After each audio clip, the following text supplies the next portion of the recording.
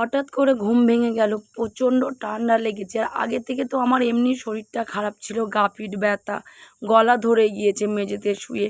আর প্রচণ্ড ঠান্ডা লাগতে হঠাৎ ঘুম ভেঙে গেল। এসে দেখছি বাইরে প্রচণ্ড হারে বৃষ্টি হচ্ছে। এখন বাজে প্রায় 4:30। আমি এসে চুপচাপ দাঁড়িয়ে রয়েছি, কারণ ভালো লাগছে না। মেঝেতে শুয়ে শুয়ে শরীরটা এতটাই খারাপ, আর মেঝেতে আর শুয়েই থাকতে পারছি না। প্রচণ্ড ঠান্ডা লাগছে, যেন কি করব, গা পিঠ ব্যথা, মাথা টাথা ঘুরছে। তো তার জন্য বাইরে এসে দেখছি প্রচণ্ড হারে বৃষ্টি হচ্ছে।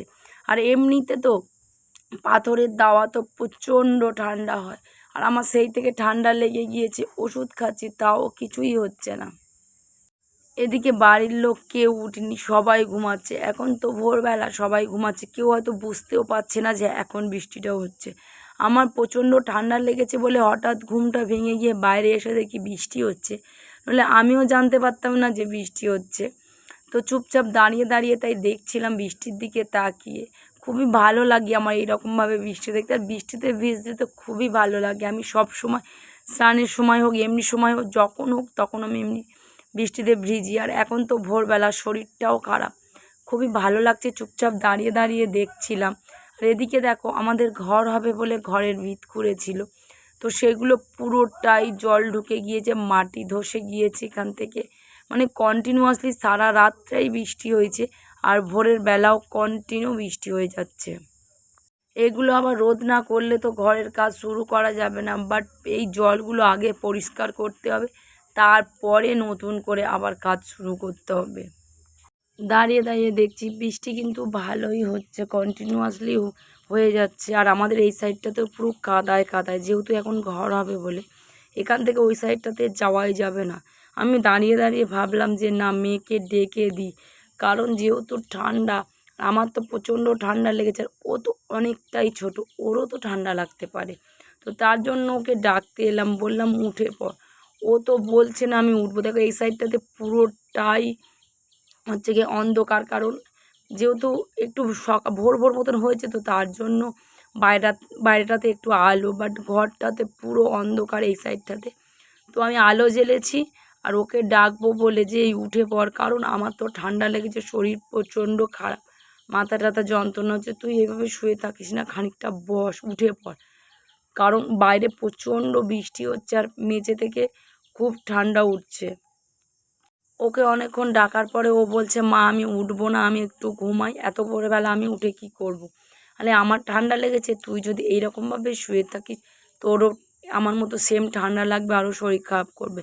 ও বলছে না আমার কিছু হবে না, আমার কিছু হবে না। আমি আর কিছু বলিনি, যে ঘুমাচ্ছে এত ভোরবেলার ডিপ, সে বাচ্চা, সে উঠেও বা কী করবে। তো তার জন্য আমি ভাবলাম যে না, আমি একটু ছাদে থেকে গিয়ে ঘুরে আসি, ছাদটা কী হচ্ছে দেখে আসি, কারণ আমারও ঘুম আসছে না, যেহেতু শরীরটা খারাপ লাগছে, মাথা টাথা ব্যথা। আমি এদিকে দেখো গেটের তালাও পর্যন্ত খুলিনি, জাস্ট বাইরে থেকেই আমি একটু এপার থেকে ওই সাইডটা ঘোরাঘুরি করছিলাম, কারণ এই সময় কেউ উঠিনি, তো আমি একাই উঠেছি। তো তার জন্য আমি বলি না থাক, এখন আর তালা খুলবো না, একেবারে সেই 7টা-8টার দিকে তালা খুলবো। একটু চুপচাপ বসে থাকবো, আবার না হলে গিয়ে শুয়ে পড়বো, কারণ মাথাটা ধরেছে। অন্তত মুখটা ধুয়ে একটা কিছু খেয়ে একটু মেডিসিন খাবো, খেয়ে তারপরে গিয়ে একটু শুয়ে পড়বো, কারণ শরীরটা প্রচণ্ড হারে খারাপ। আর এদিকে দেখো, আর এদিকটা দেখো, এটা আমাদের বাড়ির পিছন সাইড। বৃষ্টি ভালোই হচ্ছে, এক নাগাড়ে বৃষ্টি হয়ে যাচ্ছে, আর আমাদের এই সাইডটাতে পুরো কাদায় কাদায়।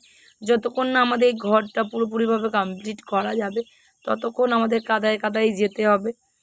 আর এই সাইডটা দেখো, কটা ইট পাতা যাতায়াতের জন্য, তো ওখান থেকে ঘুরে আসার জন্য মেয়েকে ডাকলাম। মেয়ে বলল না আমি যাব না। তাই ভাবলাম যে থাক, ও না যায় না যাবে, ঘুমাচ্ছে, আমি ছাদ থেকে ঘুরে আসি। তো ওই জন্য ছাদে চলে আসলাম। আর ঝাপটা দিচ্ছে, দরজাটা বেশি খুলিনি, একটুখানি দরজা খুলেছি। বাট দেখো ছাদে কতটা জল জমেছে। বৃষ্টি ভালোই হচ্ছে, আর এখনও হয়েছে, আর এখনও হচ্ছে। এটা দেখে মনে হলো, আর আমার তো মনে হলো যে একটু ভিজলে ভালো হতো, যেহেতু কতটা জল জমেছে। আমার দিকে তো কি আফসোস হচ্ছে যে একটু যদি ভিজে নিতে পারতাম, সকাল টাইমটা ব্যাপক লাগতো। কিন্তু কি করব, আমার তো শরীর খারাপ, ভিজলে হবে না, আরও শরীর খারাপ করবে। তো তার জন্য দাঁড়িয়ে দাঁড়িয়েই দেখছিলাম, ভাবলাম একটুখানি পাটা ভিজিয়ে আসি। খুবই ভালো লাগে আমার, এমনিতে জল ঘাঁটতে খুবই ভালো লাগে, তাও তো আবার বৃষ্টির সময়।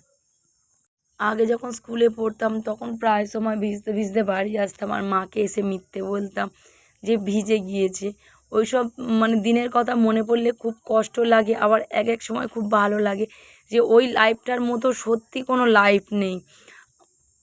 স্কুল লাইফের মতন আর কোনো লাইফ হয় না। সত্যি ওই দিনটাতে খুব মজা করতাম, খুব আনন্দ করতাম। এখন সেই সব দিনের কথাগুলো আমার সকালবেলা দাঁড়িয়ে দাঁড়িয়ে মনে পড়ছে যে এইরকমভাবে ভিজতে ভিজতে বাড়ি আসতাম। স্কুলের ব্যাগ রেখে জামা কাপড় ছেড়ে আবার ভিজতাম। স্কুল লাইফের মতন আর লাইফ হয় না। আমার তো ওইসব দিনের কথা মানে মনে পড়লে না খুবই কষ্ট হয়, কী বলবো। আর তখন তো আমরা সাইকেল নিয়ে স্কুলে যেতাম আর ভিজতে ভিজতে বাড়ি আসতাম। একটা ছাতাতে দিদি বসে থাকতো আমার পিছনে আর আমি সাইকেল চালাতাম। সেই সব দিনগুলোর কথা মনে পড়লে না আমার খুবই কষ্ট হয় আর একদিক থেকে খুবই ভালো লাগে। কারণ তখন ভিজে ভিজে আসতাম স্কুল থেকে এসে আবার ভিজতে ভিজতে স্নান করতে যেতাম পুকুরে, আবার স্নান করে আসতাম ভিজতে ভিজতে বাড়িতে। মানে ওই লাইফটা খুবই আমার মানে ভালো ছিল। পড়তে যাওয়ার সময়ও পড়ে আসার সময় ওরকম সেম সাইকেল নিয়েই যেতাম। তখনও ওরকমভাবে ভিজতে ভিজতে বাড়ি আসতাম। আর আজকে সকালে সেই সব কথাগুলো আমার মনে পড়ছে। আমার সত্যি বলছি, আমার শরীরটা যদি না খারাপ হতো বাট গলাটা যদি না ধরতো, আমি সত্যি বৃষ্টিতে ভিজতাম। তারপরে গিয়ে ড্রেস ছেড়ে নিতাম, হয়তো কেউ দেখতো না, কারণ এই টাইমটাতে সবাই ঘুমাচ্ছে। আর আমার বৃষ্টিতে ভিজতে খুবই ভালো লাগে, তাই দাঁড়িয়ে দাঁড়িয়ে আফসোস করছি যে শরীর খারাপটা এখনই হওয়ার হলো, দুদিন পরে হতে পারতিস বা দুদিন আগে হতে পারতিস। এখানে দাঁড়িয়ে থেকে থেকে ঝাপটাতে প্রায় ভিজে গিয়েছি আর শরীরটাও ভালো নেই, মাথাটাও খুব ধরেছে। তো তার জন্য বললাম যা নিচে চলে যাই।